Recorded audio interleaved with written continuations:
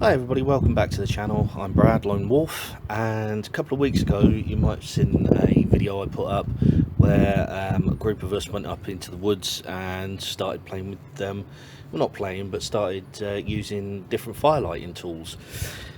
Today I am going to do a review of one of those tools. It's going to be the fire piston, something you might have seen. I don't know whether it was quite clear on the video or not, but something you would have seen me using. I'm going to do a quick review of it and then show you how it works, and also the connection with the diesel engine.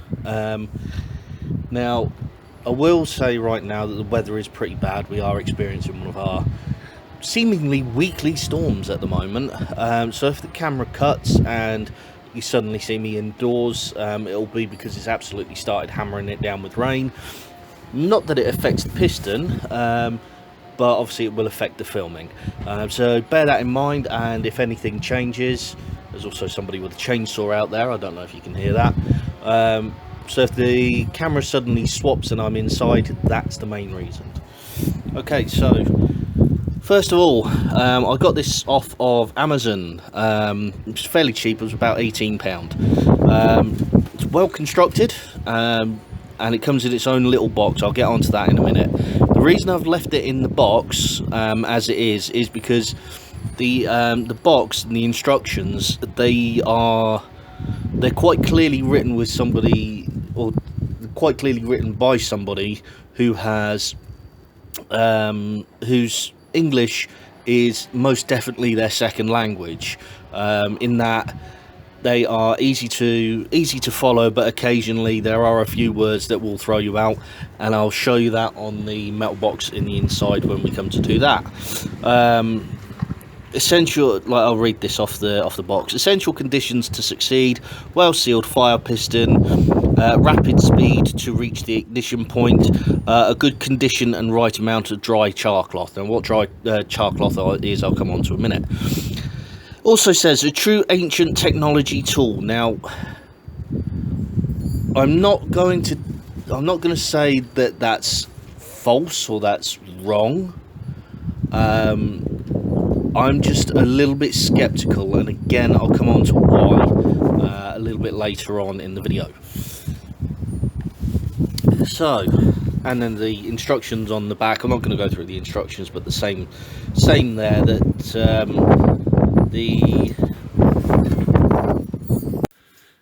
okay, so switch of view. Like I say, it started absolutely hammering it down with rain, so I've had to move indoors. Picking up where I left off just before I cut the video, the instructions on the back of the box, you'll probably be able to read it on the video there. I'm not going to go through them all, but needless to say, again, it sounds like it's written by somebody whose English is their second language, but very much their second language, as some of the phrasing doesn't make sense, but you can kind of understand what they're saying. Moving on, I'll take the metal box outside out of the cardboard box.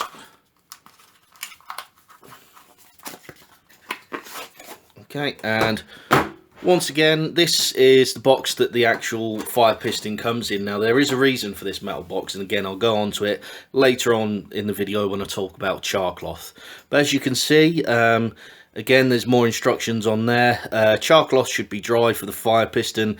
If all other aspects are according to the compression ignition principles, you should DIY new dry char cloth to test.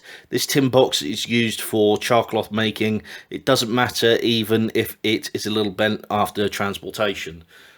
So, like I say, not quite perfect English, but enough for people to understand.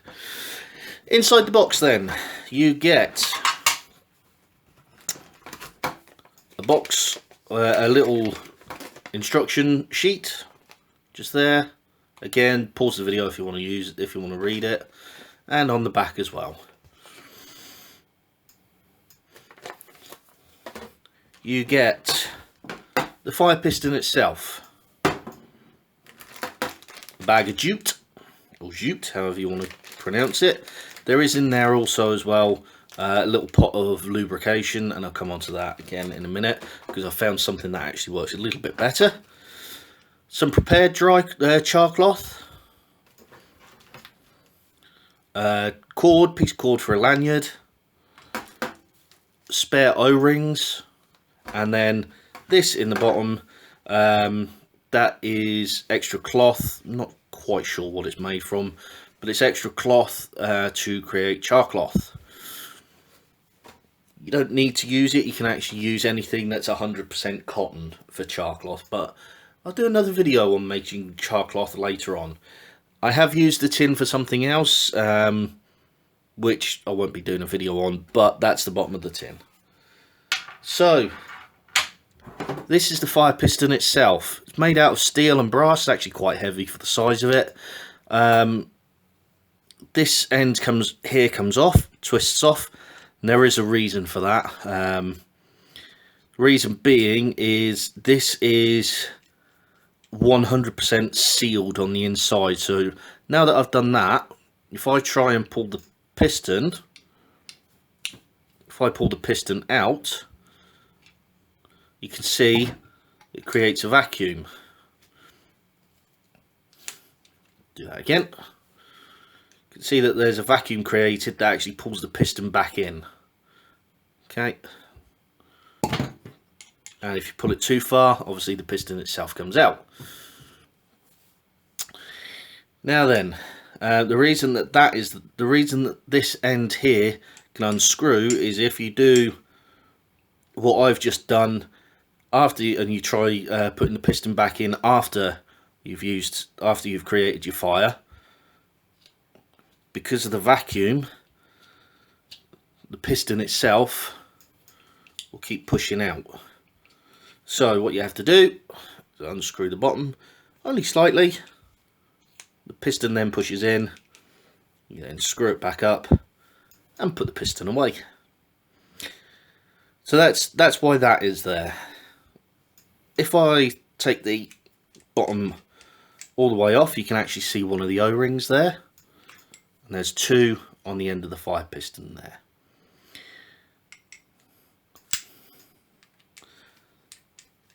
Now then, to ensure that you actually get an ember out of the char cloth, you have to make sure that the whole thing is sealed properly, which is why there's obviously two O-rings on the piston there, on the actual piston itself, and one on the bottom. Quick way of testing whether you've still got a proper seal is to do what I've just been doing actually, and that is to pull the piston out and see if a vacuum pulls it back in. The other way of doing it is to push the piston down, and if it's pushed out like that, means that you've still got plenty of seal on there. Now you do need to keep the O-rings both at the bottom and here completely sealed, completely lubricated. There is a little pot supplied, like I say, but I found that Vaseline works a hell of a lot better. Again, that's just a personal thing. So that's the piston itself. Now on to how this actually works. Without going into too great a detail, and I'm sure there's people that will explain this a hell of a lot better than I can. Essentially, if you have a given volume of air in a space and you compress it, you increase the pressure. With an increase in pressure becomes increases the temperature on the inside. And inside the fire piston, what you're trying to do is get that air hot enough that it will ignite anything at the bottom of the fire piston or in the little cavity, which I'll show you in a minute. In this case, we're trying to not ignite, we're trying to get char cloth to smoulder. Now, as the instructions say, everything has to be completely sealed, and you almost have to have 100% perfect conditions for this to light every time. Now, I've had this a few weeks, and I'm only just starting to get good at getting the charcoal lit. Now, char cloth, I mean. Now, the way to prepare this is to take the piston out after you've checked you've got the seal, and in there at the bottom there, you'll probably be able to notice a little cavity. Should be able to notice it. Okay. What you're going to do is you're going to take some of your char cloth, he says as he tries struggling to get the bag open. You're going to take some of your char cloth. You're actually going to place it in that cavity. Now, I found the best thing to do is make sure that it's flush with the bottom of the cavity, or as flush as possible with the bottom of the cavity. You then place the fire piston in the actual plunger inside the piston, and you're going to push down. Now, you're going to push down quite hard. When it gets to about there, that's where you get the resistance. You have to keep going. If you don't keep going, you won't get the char cloth ignited, but you have to push all the way down fairly hard and fairly fast to get it lit. Now, that hasn't succeeded that time, so I'll try again.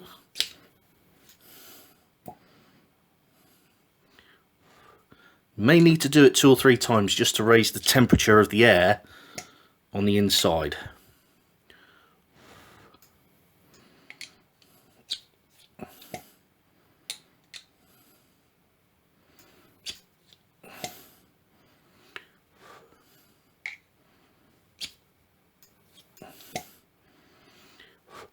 I'll keep going until I actually get this, until I get an ember in there. It may be that I may need to lubricate the O-rings. It may be that this is just a piece of duff char cloth.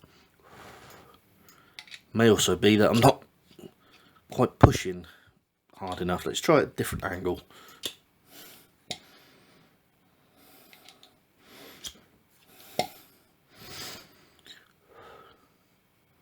Okay, so this piece of char cloth isn't lighting, so what I'm going to do is I'm just going to pause the video, and then I'll come back and I'll show you how to do a little bit of maintenance on this.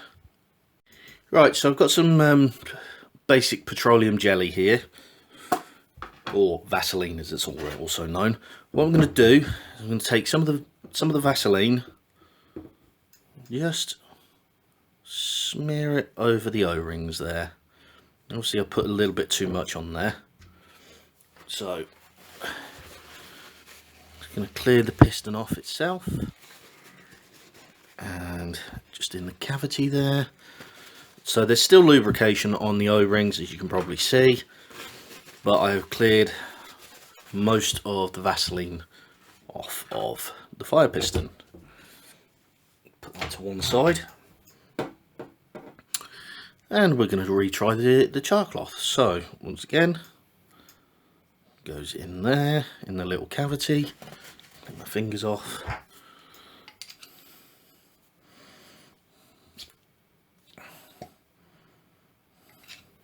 Usually, the number one reason why you're not getting ember is because there's not quite the right seal on the inside.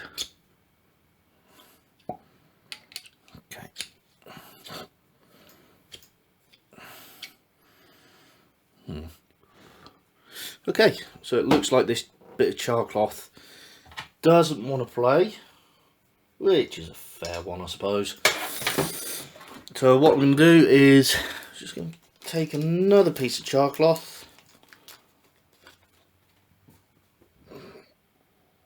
and put it in the cavity, little cavity there, As you can see, char cloth, like charcoal, does stain everything black.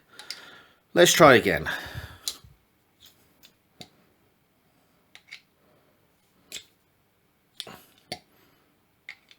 Like with every fire lighting skill, this is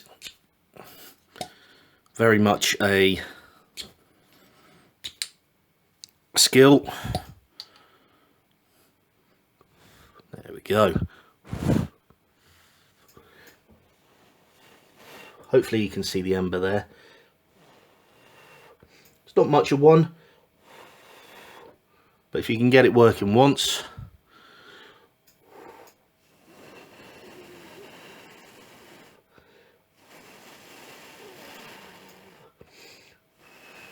now here's the tricky part. So we've got the ember going there, if it's still lit. How do I get my fire started?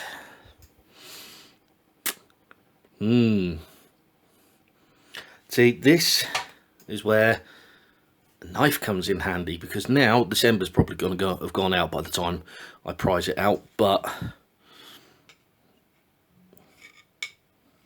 you have to get your ember.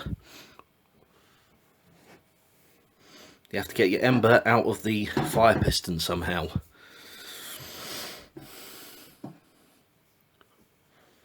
Yeah, and that ember's actually gone out completely,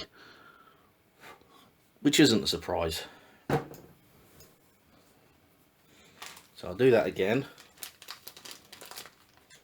just to show you. So char cloth in the cavity.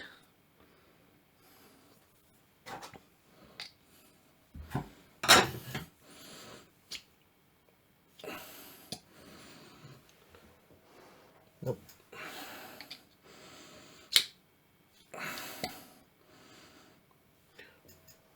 Nope.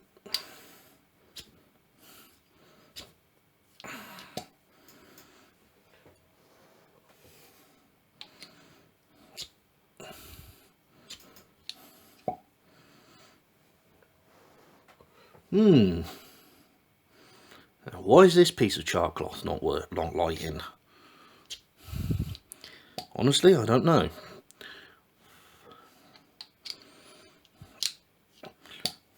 But see if I can actually get it. There we go. You see it smoking there. So it's a proper ignition. Now, how do you get your ember out of there? Now that's where the knife comes in. Now I'm going to put it on this bit of paper, this piece of tissue paper. Obviously I'm not going to try and get a fire lit because I'm indoors, but you can see that getting the ember out of the actual piston does require, there you go, does require another tool. So again, not particularly advantageous in that sense. But once you've got your ember out, you can obviously start the fire lighting process as you would. Like I say, I'm not going to do that here just because I'm indoors. But you can see how it would go. You'd obviously get your jute or whatever you're using for your ember. I'm just going to put this out. Whatever you're using for your ember, tinder to get it going, and then from there you get your fire going, in theory. Okay, so you've seen how it works. You've seen how it works in theory, and it does actually work. It's not just a theory, it does actually work. The issue I have with a fire piston, and it being an ancient technology, now I'm not saying anybody's a liar. I'm just saying I find it a little bit hard to believe that with the precision engineering that needs to go into a fire piston, that cylinder needs to be precisely machined. that needs to be machined to tolerances. You've also got the O-rings. I'm a little bit skeptical that it's an ancient technology. I'm not saying that it's not. I'm just saying with the engineering that needs to go into a fire piston, that is where my skepticism lies. If anybody can prove it, that it was used by ancient peoples, I've not got a problem with saying that I was wrong. I'm just a little bit skeptical, that's all. Okay, moving on. Once you've got your ember lit, you actually have to maintain your fire piston, otherwise it will start failing. And the first thing you need to do is clean out the cylinder. I find a bit of tissue just around the top and the bottom there, and then I use the chopstick just because it happens to be the right diameter. Not too bothered if I create a hole in there. The idea is just to, or a hole in the paper, because the idea is that I'm cleaning out the ends.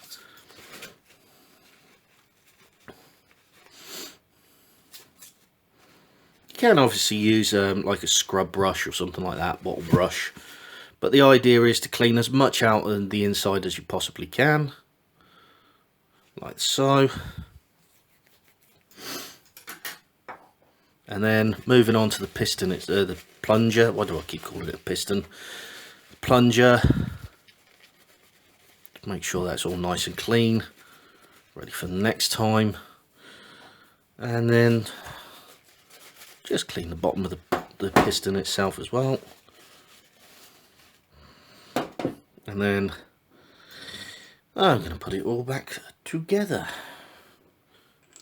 So screws in the bottom, or the top, whichever way you're looking at it. Put the plunger in. I am going to leave the bottom undone just for this next bit.